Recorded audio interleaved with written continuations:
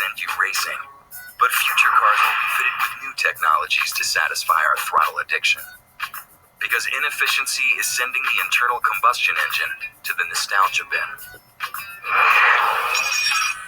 Most people don't realize what happens to all that fuel and all your money once it enters your tank. Only about 25% of the air-fuel mixture becomes usable energy.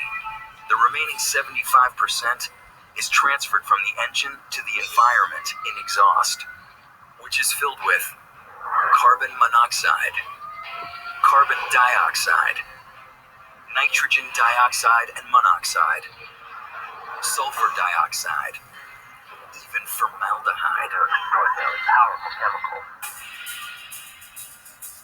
All over the world, people are leaving the gas can behind. At the most recent Challenge Bibendum, hundreds of the world's car designers and engineers gathered in Paris to showcase the many fuel options available today, creating their own alternatively fueled automobiles. Some ran on biofuels, some were hybrids. There were electric cars, hydrogen cars, and beyond, all of which have considerably lower emissions than gasoline, and many of which will be passing you on the highway in a few short years. It is very clear for everybody that we're not going to go from an oil-dominated world to a hydrogen-dominated world, at least in the next 30 years. That's impossible. But what we will get is even better. These cars run the gamut of fuel possibility. We have fuel cell cars, we have electric cars, we have hybrids, we have highly advanced internal combustion engines. A taste of the broad scope of fuel choices in your future. It's not one technology against another. It's really a set of people who really believe that we have to change some things for the future. Buongiorno, mi chiamo Rocco. Rocco Rossonelli was there to demonstrate the science of hydrogen fuel cells. The car is based on a carbon chassis. Gilles Doux came to Bibendum to show just how gorgeous a powerful electric sports car can be. That can beat in acceleration any Porsche or Ferrari.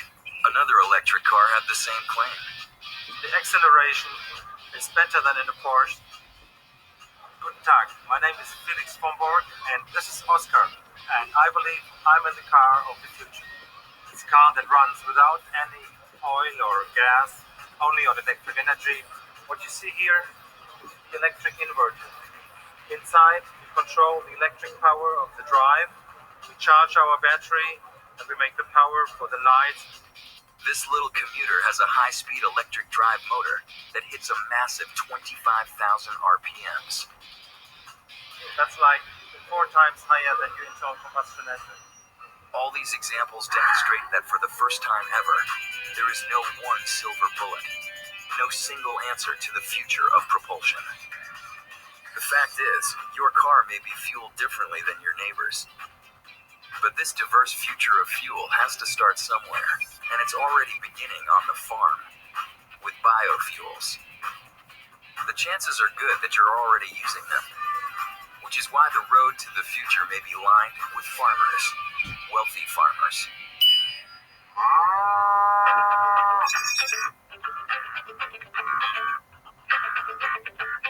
The oil sheiks of tomorrow just may be the farmers of today. Next year, we got to grow more corn. Distill it and get corn liquor. That's ethanol. Ethanol fuel is a renewable fuel source that we are able to take from a number of different sources, like corn or sugar. Internal combustion engines aren't going to go away overnight, so we're going to see pathways where these engines continue to get cleaner, continue to get more efficient, and use alternative types of fuel. Today, ethanol is getting a lot of attention, as it should. There's excitement about ethanol created from corn and from sugar. That fuel itself is able to be combined with gasoline in some cases up to 85%, which you'll hear as E85, or even in some applications, even up to 100% or E100. This is an E85 flex fuel vehicle. In general, it's the same as a basic gasoline engine. Today, most gasoline we buy is already E10 or 10% ethanol. But But there are also more and more stations offering the much lower-priced E85. What would it take to make your car run on that? But from a parts point of view, it's a little bit over $100 inside the vehicle. $100 in simple hose and filter replacements. Add some labor to adjust your computer modulator unit, and your family car has entered the future. With no shortage of power, by the way.